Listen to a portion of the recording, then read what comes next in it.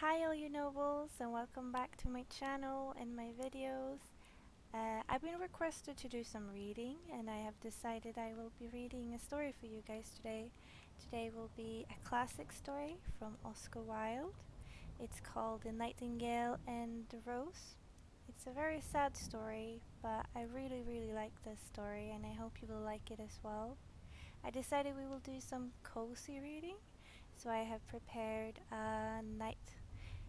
a fireplace behind me with some fireplace sounds and some thunderstorm outside, and I hope you really like it.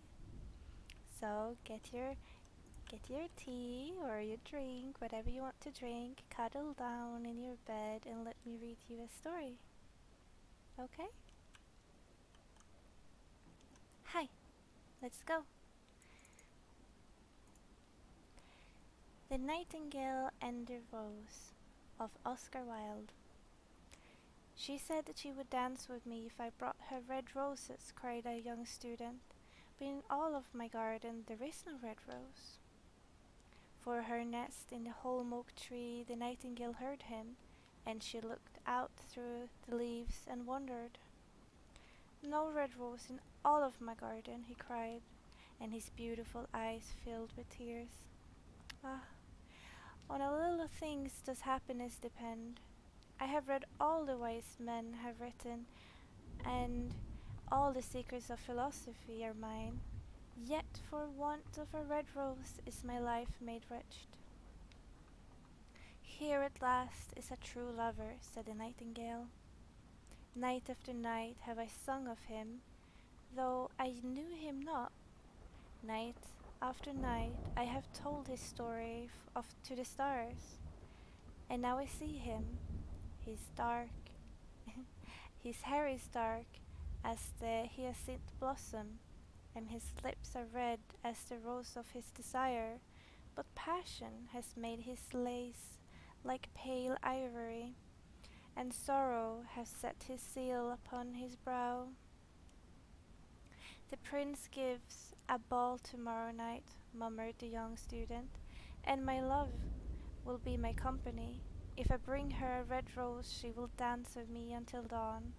If I bring her a red rose, I shall hold her in my arms, and she will lean her head upon my shoulder, and her hand will be clasped in mine. But there is no red rose in my garden, so I shall sit lonely, and she will pass by me. She will have no need of me, and my heart will break. Here indeed is a true lover, said the nightingale. What I sing of his suffers, what is joy to me, to him is pain. Surely love is a wonderful thing.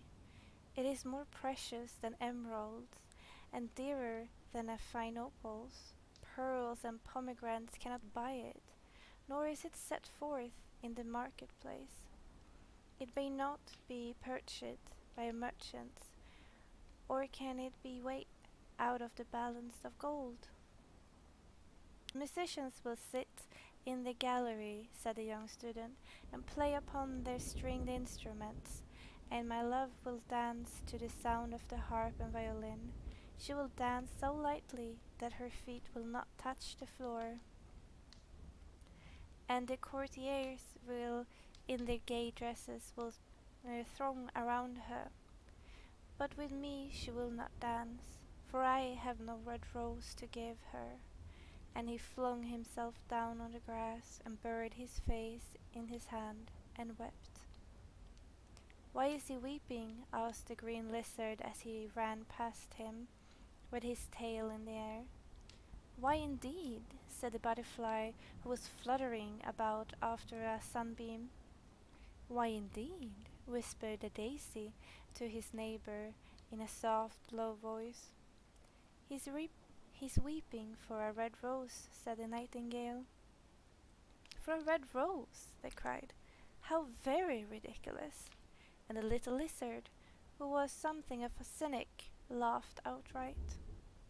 But the nightingale understood the secret of the student's sorrow, and she sat silent in the oak tree. And and thought about the mystery of love. Suddenly she spread her brown wings for flight and soared into the air. She passed through the grove like a shadow, and like a shadow she sailed across the garden. In the center of the grass plot was standing a beautiful rose tree, and when she saw it, she flew over to it and lit upon a spray. "Give me a red rose," she cried. "I will sing my most sweetest song." But the tree shook its head. "My roses are white," it answered, "as white as the foam of the sea, and whiter than the snow upon the mountain. But go to my brother who grows around the old sundial, and perhaps he will give you what you want." So the nightingale flew over to the rose tree that was growing around the old sunnydale. "Give me a red rose," she cried. "I will sing my sweetest song for you." But the tree shook its head. "My roses are yellow," it answered, "as yellow as the hair of the mermaiden who sits upon an amber throne, and even more yellow than the daffodils that blossoms in the meadow before the mower comes with his scythe. But go to my brother who goes beneath the student's window, and perhaps he will give you what you want." So the nightingale flew over to the rose tree that was growing beneath the student's window. "Give me a red rose," she cried, "and I will sing my sweetest song." But the tree shook its head. "My roses are red," it answered, "as red as the feet of a dove, and even more red than the great fans of a coral that wave and wave in the ocean cavern. But the winter hath chilled my veins, and the frost was nipped my buds, and the storm has broken my branches, and I shall have no roses at all this year." "One red rose is all I want," cried the nightingale. "Only one red rose. Is there no way which I can get it?" "There is a way," answered the tree, "but it is so terrible that I dare not to tell you." "Tell me," said the nightingale. "I'm not afraid." "If you want a red rose," said the tree, "you must build it out of music by moonlight, and stain it with your own heart's blood. You must sing to me with your breast against a thorn. All night long you must sing to me, and the thorn must pierce your heart, and your lifeblood must flow into my veins and become mine." "Death is a great price to pay for a red rose," cried the nightingale, "and life is very dear to me. It is pleasant to sit in the green wood and watch the sun in his chariot of gold, and the moon in her chariot of pearl. Sweet is the scent of hawthorn, and sweet are the bluebells that hide in the valley, and the heather that blows on the hill. Yet love is better than life. And what is the heart of a bird compared to the heart of a man?" So she spread her brown wings for flight and soared into the air. She swept over the garden like a shadow, and like a shadow she sailed through the grove. The young student was lying in the grass where she had left him, and the tears were not yet dry on his beautiful eyes. "Be happy," cried the nightingale, "be happy. You shall have your red rose. I will build it out of music by moonlight, and stain it with my own heart's blood. All that I ask of you in return is that you will be true lover, for love is wiser than philosophy, though she is wise and mightier than power. Though he is mighty, flame-colored are his wings, and colored like flame is his body. His lips are sweet as honey, and his breath is like frankincense.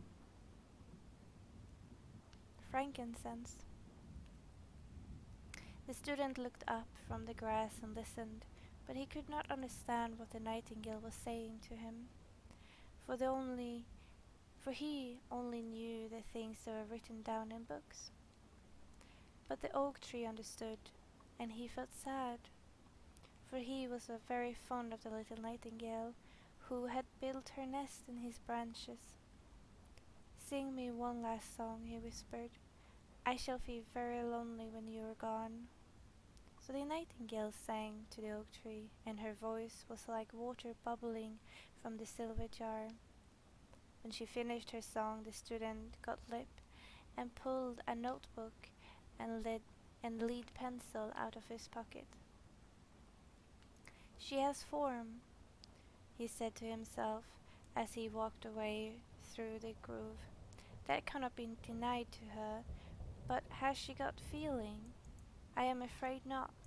In fact, she is like most artists. She is all style without any sincerity. She would not sacrifice herself for others. She thinks merely of music, and everybody knows that the arts are selfish. Still, it must be admitted that she has some beautiful notes in her voice. What a pity it is that they do not mean anything, or do any practical good."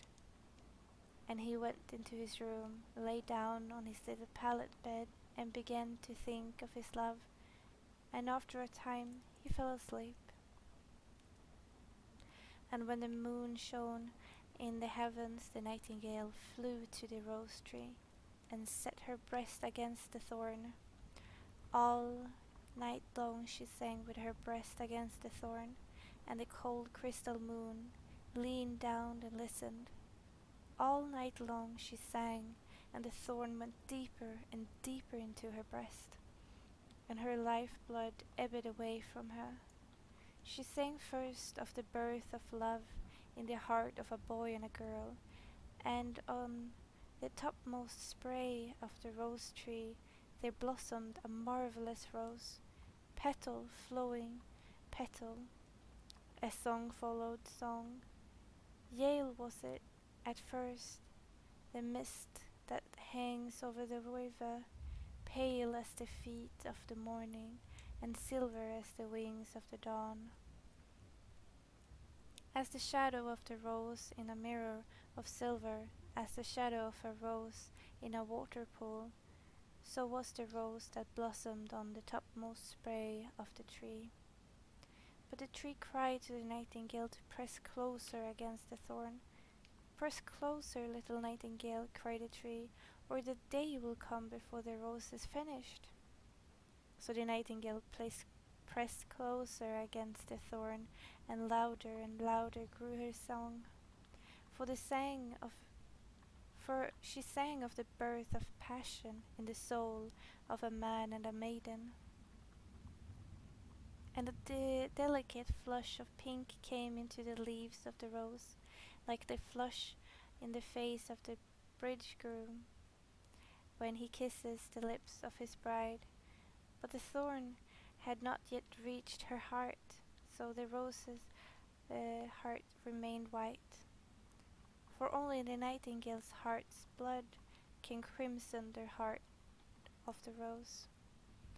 And the tree cried to the nightingale to press closer against the thorn.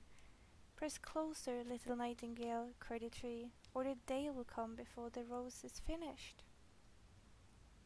So the nightingale pressed closer against the thorn, and the thorn touched her heart, and a fierce pang of pain shot through her. Bitter, bitter was the pain, and wilder grew her song. For she sang of the love of that perfected by death, of the love that dies not in the tomb. And the marvelous rose became crimson, like the rose of the eastern sky. Crimson was the girdle of petals, and crimson was the ruby, as a ruby was the heart. But the nightingale's voice grew fainter, and her little wings began to beat, and the film came over her eyes. Fainter and fainter grew her song, and she felt something choking her in her throat. Then she gave one last burst of music. The white moon heard it, and she forgot the dawn and lingered on the sky. The red rose heard it, and it trembled all over with ecstasy and opened its petals in the cold morning air. Echoes bore it to her purple cavern in the hills and woke the sleeping shepherds from their dreams. It floated through the reeds of the river, and they carried its message to the sea. "Look, look," cried the tree, "the rose is finished now." But the nightingale made no answer. She was lying dead on the long grass, with a thorn pierced in her heart. And at noon the student opened his window and looked out. "Why, what a wonderful piece of luck!" he cried. "Here is a red rose. I have never seen any rose like this in my entire life. It's so beautiful that I am sure it's going to a long Latin name." And he leaned down to pluck it. Then he put it in his hat and ran to the professor's house with the rose in his hand. The daughter of the professor was sitting on a doorway, winding blue silk on a reel, and her little dog was lying at her feet. "You said you would dance with me if I brought you a red rose," cried the student. "Here is the reddest rose in the world. You will wear it tonight next to your heart, and as we dance together it will tell you how much I love you." But the girl frowned. "I'm afraid it will not go with my dress," she answered, "and beside, the chamberlain's nephew have sent me real jewels, and everybody knows jewels cost far more than flowers." "Well, upon my word, you're very ungrateful," said the student angrily, and he threw the rose into the street, where it fell into the gutter and a cartwheel went over it. "Ungrateful?" the girl said. "I tell you what, you're very rude, and after all, who are you? Only a student? Why, I don't believe you have even got silver buckles to your shoes as the chamberlain's nephew has." And she got up from her chair and went inside the house. "What a silly thing love is," said the student as he walked away.